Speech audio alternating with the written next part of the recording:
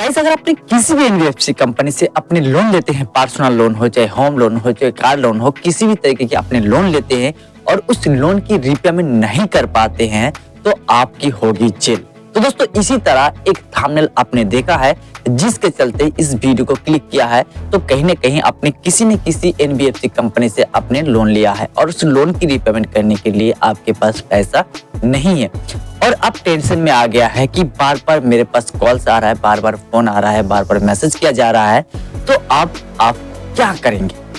तो दोस्तों, बने रहे इस वीडियो पर। मैं आप लोगों को सारा जानकारी देने वाला हूँ क्या होने वाला है, या तो क्या हो सकता है या क्या नहीं होगा। नमस्कार, मैं हूँ सूरज दास और आप देख रहे हैं मेरे यूट्यूब चैनल टेक्निकल सूरज में। आप सभी लोगों को बहुत बहुत स्वागत करते हैं। वीडियो पसंद है तो लाइक कीजिएगा एंड चैनल पर पहली बार तो सब्सक्राइब करना मत भूलिएगा। दोस्तों, यहाँ पे मैंने स्क्रीन रिकॉर्डिंग चालू कर रहा हूँ और मैं आप लोगों को दिखाने वाला हूँ कि ऐसे कोई एप्लीकेशन नहीं है जहां से मैंने लोन नहीं लिया था। तो दोस्तों, यहाँ पे क्या करता कि अगर मैंने इस लोन की रीपेमेंट नहीं करता तो क्या होता। तो दोस्तों देखिए, यहाँ पे अगर मैं इसको दिखाऊं तो ये जो मोबीक्विक है, यहाँ पे अगर ईएमआई लोन की एप्लीकेशन पे जाऊं तो यहाँ पे आप देख पा रहे हैं कितना ईएमआई भरना पड़ता है। और यहाँ का जो है लोन समरी अगर मैं आपको दिखाऊं तो यहाँ पे कई तरीके की लोन में यहाँ पे ले रखा हूँ। तो दोस्तों, ये जो लोन है, इस लोन की रीपेमेंट ना करने पर आपका क्या होता है, ये तो अब अच्छी तरह से आपको मालूम हो चुका है कि आपकी सिविल स्कोर डाउन हो जाता है। उसके बाद आपको कहीं पर लोन नहीं मिलता है। उसके बाद आप बाद में जब आप लोन लेने जाएंगे बैंक में, वो भी नहीं देगा। ये सब कुछ मालूम है, लेकिन दोस्तों, क्या आपको रियलिटी पता है कि अगर आपने लोन नहीं चुकाते हैं तो आपकी रियलिटी में क्या हो सकता है? शायद आप लोग भी यही सोच रहे होंगे, यार मेरे घर पे अगर पुलिस आ गया, मैं अगर मुझे जेल भेज दिया गया, तो इस मामले में क्या करें? तो दोस्तों, सबसे पहले आपकी जो सबसे बड़ा टेंशन है, इस टेंशन को मैं पहले खत्म कर देना चाहता हूँ कि आप जो सोच रहे हैं इस सोचना बंद कर दो। क्योंकि जब भी एनबीएफसी किसी भी तरीके की आपको लोन प्रोवाइड करता है तो उस लोन की जो आपकी एग्रीमेंट होती है, साइनिंग होती है, वहां पे अगर आपने पहले से ही इस लोन को चुकाने में असमर्थ रहते हैं तो आपको चिट्ठी देना होता है या तो एप्लीकेशन देना होता है कि भाई अभी जो है फिलहाल कुछ दिन के लिए, कुछ महीने के लिए मैं इस लोन को रीपेमेंट नहीं कर सकता हूँ। तो दोस्तों, ये अगर अपनी गलती नहीं करते हैं तो आपके साथ कोई भी बदतमीजी से बात नहीं कर सकता है। क्योंकि अगर आपने पहले से ही इस लोन की जो रीपेमेंट है ना करने की वजह बता देते हैं कि किस कारण से आप इसे पे नहीं कर पा रहे हैं, रीपेमेंट नहीं कर पा रहे हैं, तो दोस्तों इसका कॉपी भी आपके पास रखना है। अगर बाद में फ्यूचर में कभी भी आपके साथ कुछ ऐसे होता है जो अपने सोच रहे हैं, तो इस मामले में आप हर किसी के साथ इसको शो कर सकते हैं। तो दोस्तों, ये जो एनबीएफसी कंपनी है, अगर आपने इसका लोन जो है यहाँ पर रीपेमेंट नहीं करते हैं, जैसे मैं बहुत तरीके की यहाँ पे आपको दिखाता हूँ कि जैसे होम क्रेडिट जैसी कंपनी, इतना बड़ा मल्टीनेशनल कंपनी जो है, इसमें मैं क्या किया दिखाता हूँ। मैं यहाँ पे लोन लिया था, उस लोन की पूरा रीपेमेंट नहीं कर पा रहा था, तो वो लोग खुद ब खुद परेशान होके मुझे जो है सेटलमेंट की ऑफर दिया। तो दोस्तों, सेटलमेंट की ऑफर मैंने एक्सेप्ट किया और इस सेटलमेंट करने की वजह से यहाँ पे देखिए मैं जो लोन की बचा हुआ राशि है उसको पे नहीं किया।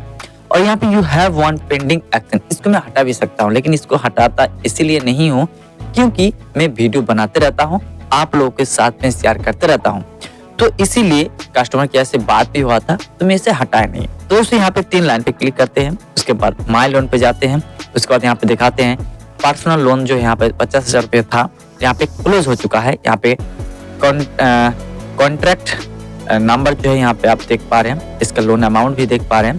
तो यहाँ पे जो लास्ट में 8,659 रुपये यहाँ पे जो मेरा वॉलेट में डाल दिया गया है, ये जो है सिविल स्कोर के ऊपर बड़ा इफेक्ट पड़ता है। ये जो सेटलमेंट की यहाँ पे अमाउंट है, आप देख पा रहे हैं 16,000 रुपये मैंने एक साथ पे कर दिया और जो है 8,659 रुपये इसका बाकी रह गया।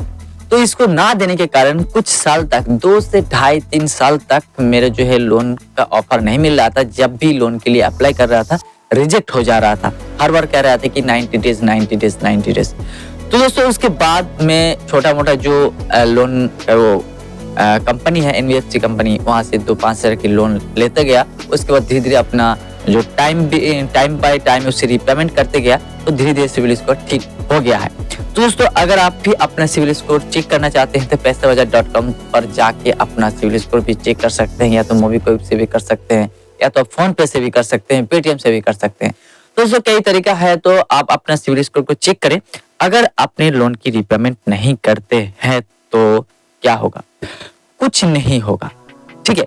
अगर अपनी एनबीएफसी कंपनी से लोन लेते हैं, जो अनसिक्योर लोन होता है, जो आपको मोबाइल के माध्यम से प्रोवाइड करते हैं, ऑनलाइन में प्रोवाइड करते हैं, इस तरीके के लोन को अनसिक्योर लोन कहते हैं। और सिक्योर लोन किसको कहते हैं?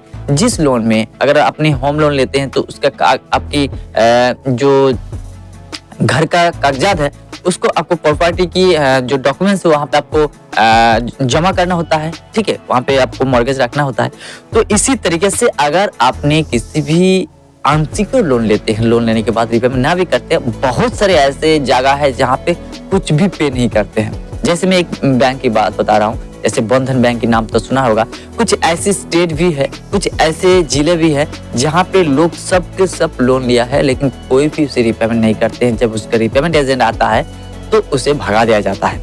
तो दोस्तों इस मामले क्या होता है कि कुछ दिन तक आपके सिविल स्कोर डाउन तो कर सकता है लेकिन ज्यादा दिन तक डाउन नहीं करेगा। तो इस बारे में आपको टेंशन लेने की कोई जरूरत नहीं है कि मैं रिपेमेंट नहीं किया तो क्या हो सकता है, क्या होगा, बार बार कॉल आ रहा है, किसी कॉन्टेक्ट लिस्ट में कौन क्या जा रहा है। तो इस मामले में आपको इसमें परेशान नहीं होना है, क्योंकि जो होना है होगा। लेकिन आप याद रखिए कि जो आप सोच रहे हैं वो बिल्कुल ही नहीं होगा। आई होप आप लोग को सही जानकारी दे पा रहा हूँ। वीडियो पसंद तो लाइक कीजिएगा, चैनल पर पहली बार तो सब्सक्राइब करना मत भूलिएगा। मिलते हैं एक और नए वीडियो के साथ, तब तक के लिए जय हिंद, जय भारत।